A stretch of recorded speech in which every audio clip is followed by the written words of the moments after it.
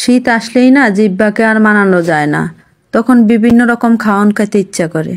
কি যে করমু, তাই আজকে একটু চাউমিন বানিয়ে নিলাম সবজি দিয়ে। হরেক রকমের সবজি দিয়ে আসলে চাউমিন খেতে বেশ ভালো লাগে। আপনাদের কার কার ভালো লাগে সবাই জানাবেন। তো আজকে আমি অনেক রকম সবজি দিয়ে চাউমিন বানিয়ে নিলাম। খেতে মাসাল্লাহ অনেক মজা হয়েছে। তো আপনারা একদিন এভাবে ট্রাই করবেন। তো আমি চাউমিন বানানোর জন্য এখানে সব ধরনের সবজি কেটে নিলাম। সিম, গাজর, কাঁচামরিচ, ধনেপাতা, টমেটো, তারপরে আর সিম, অনেক সবজি কেটে নিলাম। কেটে আমি চাউমিনগুলো এখানে সিদ্ধ বসিয়ে দিলাম। চাউমিনগুলো সিদ্ধ বসানোর আগে আমি চাউমিনের সাথে একটু পানিটা ফুটে আসে তার সাথে একটু তেল দিয়ে দিলাম, একটু লবণ দিয়ে দিলাম, যাতে আমার চাউমিনটা লেগে না যায়, আঠা আঠা বেঁধে না যায়। একটু তেল দিলে হয় কি ঝরঝরা থাকে, খুব খেতে মজা লাগে, অনেক সুস্বাদু হয়। তো আমি সেদ্ধগুলো হয়ে গেলে আমি একটু ধুয়ে নেওয়ার জন্য দিলাম।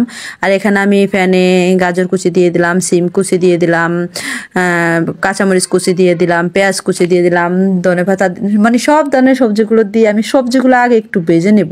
সবজিগুলো যেহেতু আমি সেদ্ধ করি নাই, তাই সবজিগুলো একটু ভেজে নেব ভালোভাবে। সবজিগুলো একটু ভেজে নেওয়ার জন্য আমি তেলগুলো ভিতরে সবজিগুলো দিয়ে সবজিগুলো একটু ভেজে নিচ্ছিলাম। এরপর আমি বেশ খানিকটা পেঁয়াজ কুচি দেওয়ার পর আমি পেঁয়াজগুলো সবজিগুলো ভালোভাবে নেড়ে ছেড়ে সবজিগুলো সেদ্ধ হওয়া পর্যন্ত আমি অপেক্ষা করব। সবজিগুলো সেদ্ধ হয়ে গেলে আমি এখানে ডিম অ্যাড করব, অন্যান্য উপকরণগুলো অ্যাড করব। তো সবজিগুলো আমি বারবার নাড়তেছি যাতে নিচে লেগে না যায় বা পুড়ে না যায়। একটু কাঁচা কাঁচা থাকলে আমার কাছে ভালো লাগে, সবজিগুলোর কালারটা সুন্দর লাগে আর কি। তো আপনাদের কার কাছে কেমন লাগে একটু জানাবেন, হ্যাঁ।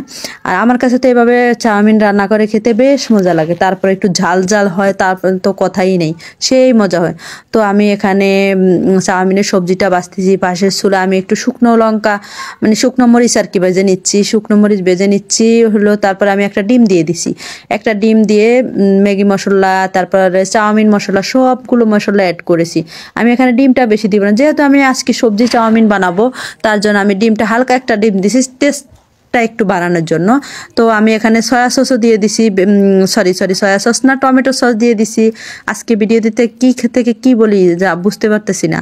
তো এখানে আমি সয়া সস দিয়ে দিছি, টমেটো সস দিয়ে দিছি, সবগুলি সস দিয়ে আমি নেড়ে ছেড়ে সবজিটাকে আমি চাউমিনটা দিয়ে দিছি ভালোভাবে।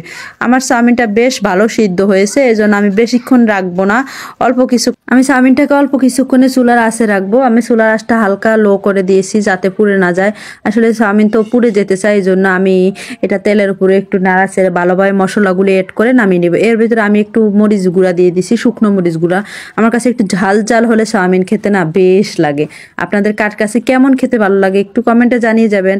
আর আমি এখানে বেশ পরিমাণ ধনেপাতা দিয়ে দিয়েছি, কারণ ধনেপাতা খেতে তো আরো ভালো লাগে, মানে ধনেপাতা দিয়ে সবজি দিয়ে চাউমিন সে